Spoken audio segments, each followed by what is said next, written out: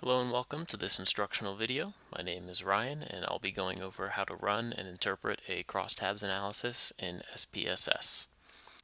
So for this instructional video today, I've created a data set that has two variables. We have sex and we have sport preference. So for the storyline behind this is that, let's say I went to a high school and I asked 100 students to indicate their sex, so they're either male or female, and then I also asked them to indicate which sport they prefer between basketball and badminton.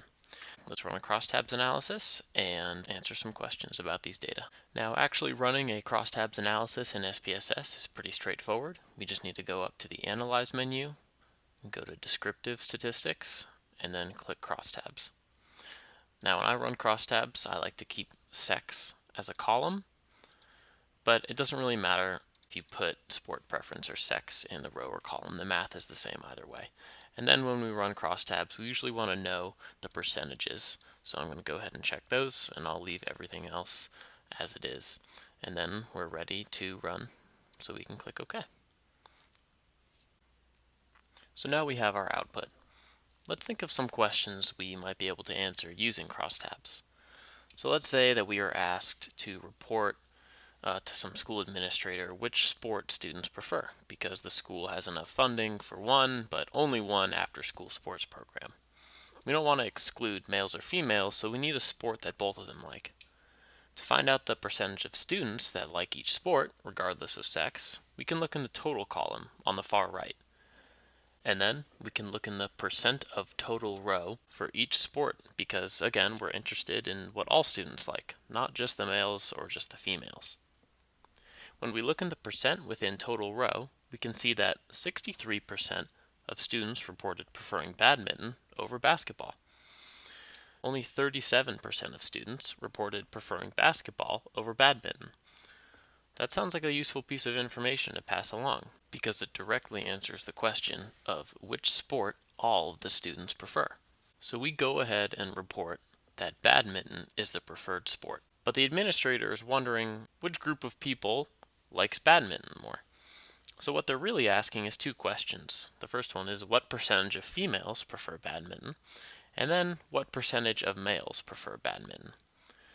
With crosstabs, we can investigate the composition of a group, such as those people who prefer badminton.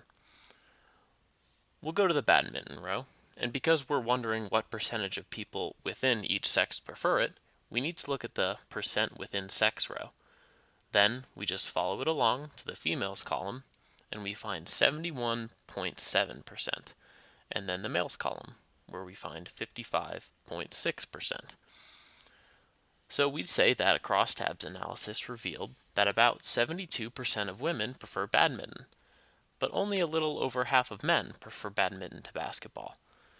This illustrates crosstabs' utility in showing us how the people within one group are structured.